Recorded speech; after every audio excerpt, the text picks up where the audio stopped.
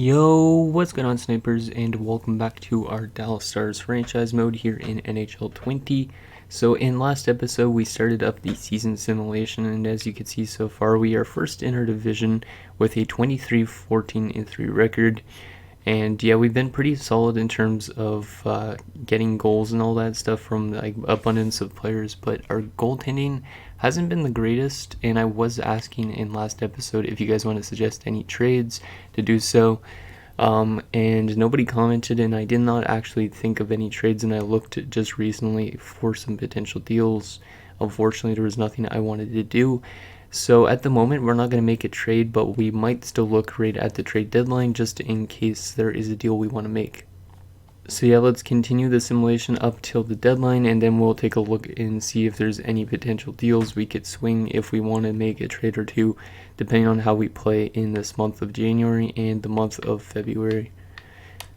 So let's go 1 month at a time, and while this is simulating, I want to give you guys a couple updates. So I bought a original Xbox that's supposed to come next week, and I will be getting NHL 2003, 2004, 2005, 06, and 07 as well. So I might be doing some throwback videos occasionally throughout the next coming weeks as well, maybe one a month or something like that, just to give this channel a bit more content, because it's just been franchise mode really for the last like 2 months or so. So hopefully you guys are excited for that. The other update is tomorrow is my birthday, so if you want to wish me a happy birthday you can, but you don't have to. So yeah, that's gonna be cool. Okay, so we are still winning games. We did lose a couple by allowing a lot of goals, but it's kind of streaky right now, but we're still playing pretty good enough to be first in our division, I think. Yep.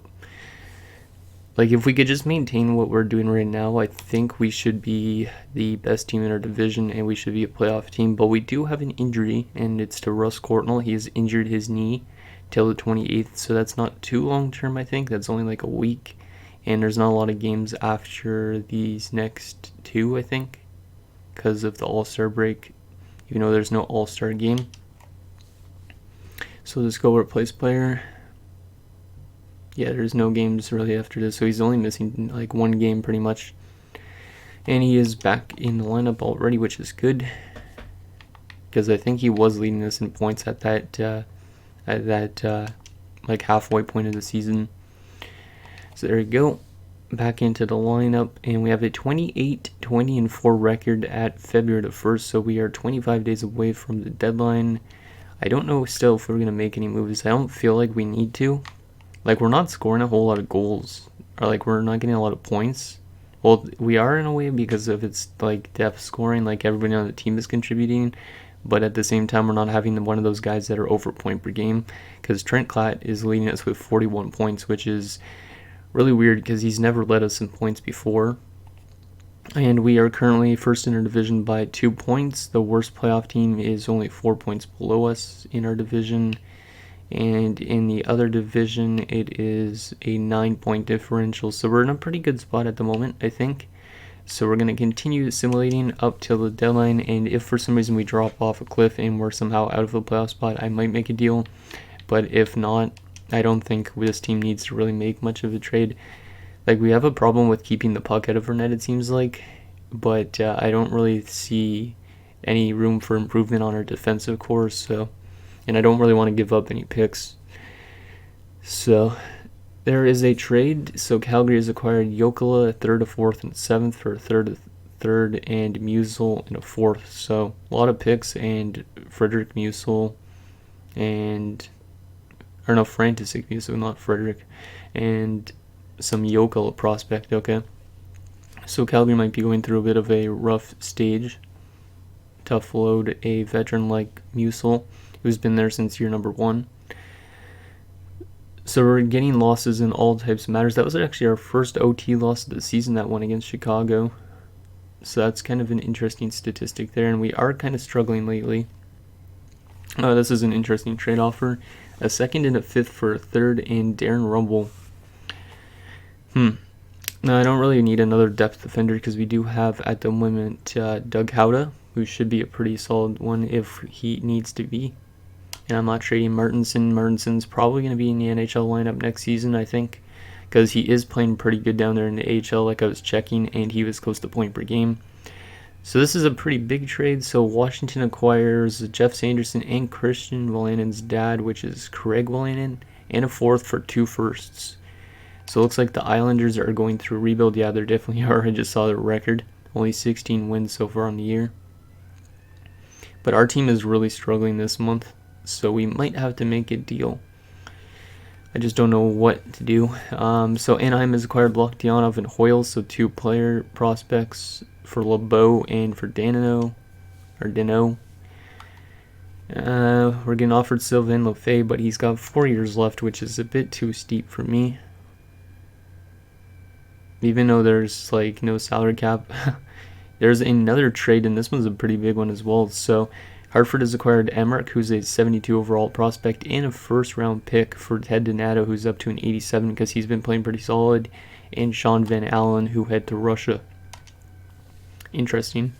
So Russia looks like they're getting even better because they have made the playoffs at least once in the past few years, and we are really struggling this month. I don't think we've had like almost a win, hardly. Yeah, our last win came against Chicago, and we do beat Calgary, though. Game against Winnipeg. Can we beat them? No, we can't. Yeah, we are struggling bad. There's another trade. It looks like the Islanders also acquire a first and a second for Juha Jolonen and a fourth, who head to Vancouver. And last game before the deadline against the Mighty Ducks. Can we beat them? Russ Cornell's been injured again. That's not good. And we are going to lose that one as well. So we had a horrendous month. Holy crap. Well, let's see what our record was. So we went 2 wins. Yeah, we had 2 wins. 1, 2, 3, 4, 5, 6, 7, 8, 9 losses. So I think we went 2, 9, and 1 during that month. So very, very bad month for us. Maybe I do need to make a trade to help this team out. We are still in the playoff spot by 10 points in our division, and we are still up there in decent standing actually as well for, yeah, we're around 10 points above the last playoff spot, so, or the last team that's out of a playoff spot at the moment. So even though we lost a lot of games, we're still good enough to be in a playoff spot, which is kind of crazy. And up by 10 points, I think we might not make a trade still. Even though that team did just like literally lose almost, yeah, like look at that record in the last 10, 1-7, 1-1. That is a horrendous record. Considering how hot of a season we had to start off with, and then we just dropped the ball in that 1 month. Hopefully we could turn it around in March, but let's see if there's been any trades that we have not seen yet at the trade deadline.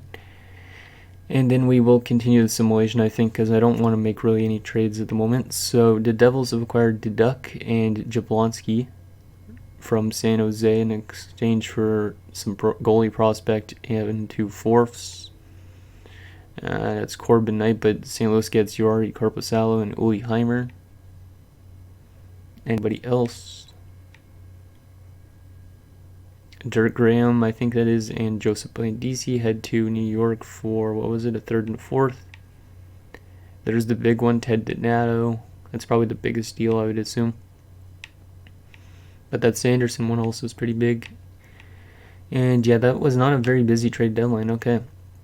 And then there was some signings where players were actually getting their entry-level deals, and then also Dylan Wells getting a 1-year deal. Okay, so yeah, I don't think we're going to make any moves. Yeah, let's just take a quick look at our roster, see who's really badly minused, and then I might take a look at the trading block just in case. But I don't think I'm going to make any trades. So we want to sort by overall first. And then let's go here. So anybody really badly minused after that month? No, -7 for Dave Gagne. He was only like a -1 before.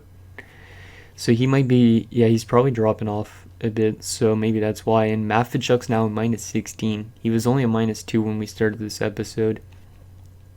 Do we want to upgrade from Richard Matvichuk on the top 6? He's a pretty good defenseman. Let's just see if there's any potential deals maybe for Richard Matvichuk. Even though he is younger, I would rather bring in a defenseman that could play better defensively in that spot. So let's see, overall wise, wow, okay, Anaheim has like no defenseman whatsoever. Anybody with 1 year left? Ray Bourque. Oh yeah, Ray Bourque's on the block. Wasn't he a free agent and then he re-signed in Boston? You know, we should probably bring in Ray Bourque and try and give him that one shot at a cup like he did with Colorado in real life. I just don't know if... Do you think we could do Matvichuk straight up almost for Bourque? Sorry about that, I just had to sneeze. Okay, so I think I might want to do this for Ray Bourque. I'm going to see if we could also get a pick out of it because we do have more trade value on our side. We are giving up the younger player. Let's see if we could throw in a third round pick maybe. So Bourque in a third for Richard Matvichuk. Boston's doing really good also this season, so he doesn't necessarily need to be dealt to us, but let's see if this goes through. And it's rejected, so maybe we'll take a fourth. See if that goes through. And that is accepted, so Ray Bourque has came over. I know he's a lot better of a defenseman than Richard Matvichuk ever was. So we will put him into the lineup on that top 6 pairing and hope that that gives us maybe a bit more of an offensive boost on that top 6. And maybe a better defensive one as well. So let's actually go to special teams because I want to put Bourque on the power play. Our power play was struggling before, so I'm going to take Scott Young off the point, and I'm going to put in Ray Bourque there as well. And then I'll move Ray Bourque to the first one, and yeah, I'll do it like that. Give Ray Bourque some first line penalty kill, or not penalty kill time, power play time. I'm not going to put him on the penalty kill, I don't think. Well, he could be actually a good penalty killer. Maybe it's just for penalty kill that's doing really bad this season. He's already on the penalty kick, okay. This looks so weird seeing Ray Bourque in Dallas, but he is playing really good this season, still at his age. 47 points in 62 games with the Boston Bruins. There's our only trade we're going to make. Good luck in Boston, Richard Matvichuk. Even though he was with the Cup-winning team in 1999, I decided, hey, why not move him? Because he was doing really bad defensively. And then to bring in a vet like Ray Bourque, who says no to that? I bet you guys are going to like that deal. Okay, so our first game with Ray Bourque, we lose 2-1, so a bit better of a defensive game, but we still lost. Hopefully we can find a way to win games in this month, or else that deal is going to look pretty bad. Okay, game against Germany, we tied 2-2. We do beat Toronto 5-3, and Russ Cornell is back. Forgot he was injured almost. So maybe that's why we lost that first game. Because we are still a little bit weak on the terms of offensive-based players. Like Medano doesn't seem to be simulating as well as I hoped. Okay, so our season ticket drive is starting. Okay, interesting. We lose to Toronto there. Game against the Sens, we beat them 8-2. That is good. Come on, boys, just win a lot of games down the stretch, and we will clinch a playoff spot. And hopefully we can win a cup with Bourque. Because if we could get Ray Bourque a Stanley Cup win before he retires, that would be nice, because he has not won with Boston in this either yet. It's pretty much like what happened in real life. And then he went to the Colorado Avalanche. I don't know if he signed there or if he was traded. I think he might have been traded. And that was for the 2001 season. I don't know what season we're in now. Probably the 1999 season. So we are 36-35, 7-1 with the last 3 games. Let's just see, did we clinch? No, we have not clinched yet, but we are 9 points above that one playoff spot, and we are 6 above the other one that's out. So we're in a pretty good spot. As long as we win these next 3 games, we should clinch, or at least one of them, I think we should clinch. And Darian Hatcher's been injured, so that's going to put in Doug Howda for probably part of the first round yet. We do beat Tampa Bay, we do beat Russia, and we do beat St. Louis. So we finished the season 39-35, 7-1. So we started the season really well. Then we had that one really bad month. And then we finished the season off kind of 500-ish. So kind of a bad way to end the season, but we still made the playoffs. So let's take a look at player stats for the season. And then we'll see also who we're up against in the first round. Just making sure every team played their 82 games. Yep, okay. I'm pretty sure. Yep. And we'll also check the standings and stuff like that, see where we struggled and where we did really good at. So let's go by position first. So Wong, 66 points in 82 games, plus 5. I believe his entry-level deal's up this year, so we're going to re-sign him for probably quite a long-term deal. This was his best season so far as well, in terms of point production. Mike Medano, only 60 points. Medano's been a really streaky player. Like, he was over point per game in year 1, played a pretty solid year number 2. Then he was over point per game in year number 3. Then he dropped off considerably because of an injury, and he hasn't been really the same player since. Like, he's not simulating like the real player in real life, I think. Like, he is close to point per game still, but he's not been the same player that he was in real life, I think. Okay. Anton Lundell, 47 points. That's his best season so far as well. Brent Gilchrist, 17 points. He's probably one of these guys that we're going to be letting go of in the offseason just to make room for young guys. Left wingers, Trent Clyde had 59 points. Greg Adams had 48 points. Gagne, 34. Pearson, 20. And Cam Stewart, 19. Right wingers, Cordell had 57 and 77 because he was injured 2 times. Donald Audette, 42 points. He was a free agent signing in the offseason. Scott Young, 35 points. And Mike Craig had 4 points in 11 games as a depth guy. Defensively, Ray Bork finished the season with 52 points. He had 5 points in 17 games for us and was a -4, so didn't really do as much damage as he did in Boston, but he's probably getting way less ice time, I would assume. Yeah, he's getting less ice time by like 2 minutes. I might eventually move him up in the lineup just because we know he could produce. Zalapsky, 36 points. Hatcher, 34 points. Both those guys were really good plus-minus this year. Cavallini, 30 points. Sweeney, 26 points. I just realized we have Sweeney and Bork playing together again, I think, on the top 6. Or maybe Sweeney's on the top 4, actually. I should put Sweeney and Bork back together because I'm pretty sure they were a line combination back in Boston. So that would be kind of cool to reunite them. Slaney, 9 points, and Doug Howda had no points in 2 games. Goaltending-wise, Nabokov was pretty solid, but, well, he actually played 77 games. That's a lot of games for a goaltender. And Vokun only played 7, but he was not very good.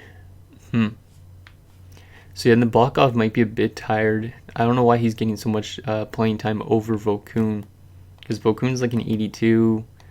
I guess Nabokov is a way better overall, so we might have to move out Vokun just because he's not going to get a really much chance to be an actual starter on this team. Let's go quickly check the entire NHL because I think I forgot to do this like the last few seasons. So, what the heck? Okay, I guess Quebec had a really good season because Martin Ruchinski had 109 points to lead the league. That's strange. Might be the strangest thing I've seen in this build yet. And Sundin had 107, so those two are apparently a really good combination. Yeah, like what the heck is this point production? 66, 67, and also 92. Drops down to 53, then 84, then 109. It's crazy. Like for Sundin, 100 plus points, not really unrealistic. I don't think he ever did in real life, but still, Martin Ruchinski. Cam Neely also had 100 points, and Joe Sakic had 96. So yeah, Quebec was just a really dominant offensive team, which they should be around this point in time because that's when Colorado was a really good team, was in the late 90s, early 2000s. Leader in goals was Adam Graves with 51. Okay, that's interesting. He only beat out Rob Brindamore by a goal. Defenseman in points was Brian Leach again with 83 points. He's probably going to win another Norris. Niedermeyer right behind him. Lidstrom there as well. Phil Housley. Pretty solid simulation for defenseman. And in goaltending-wise, Mike Richter led in wins with 46 wins. Save percentage by a starter was Bill Ranford with 916, tied with actually Ron Tugnut. And goals against per game, the best by a starter was Mike Richter with a 2.56. So Richter's probably going to be the one that ends up winning the Vezina. And in Rookie of the Year, who's that going to be? The Rookie of the Year is going to be Tommy Yasu of the Toronto Maple Leafs, more than likely. Former first-round pick. Let's take a look at what he did. Interesting. Okay, he was a former Swedish prospect. Okay, so Now that that's done, let's take a quick look at the standings, see how we did, and then we will see who we're up against in the first round of the playoffs. So Rangers finished first. We finished where? Probably just barely in a playoff spot after that 1 month. Yeah, 14th in the league. Okay, so we're a bit of an underdog going into this. Goals for per game. Yikes, we were one of the worst offensive teams in the league. Yeah, we still made it.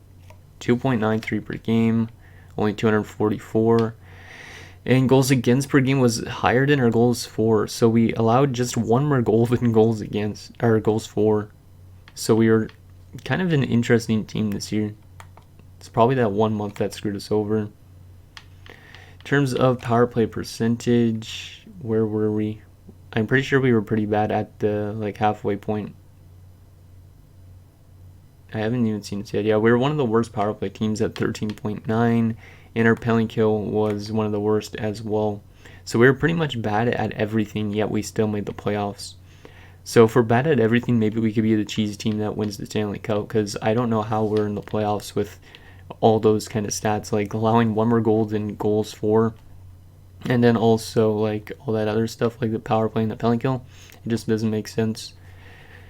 Okay, so let's see who we're up against in round number 1. Hopefully it's a team we could beat. It might be St. Louis, which would be pretty tough. And oh yeah, they wanted us to finish first in our conference, but we didn't do that. It's going to be the Vancouver Canucks in round number 1. So this is going to be a pretty tough matchup because they did make a lot of trades in at the deadline, I think. So let's take a look at their roster, and then we'll take a look at the playoff tree to see who else is playing who. And then that'll be it for this episode. So Vancouver has Kamensky, Ronning, and Bure. So Ronning and Bure still together. Bure, obviously a really good player. Same with Cliff Ronning. Kamensky's pretty solid too.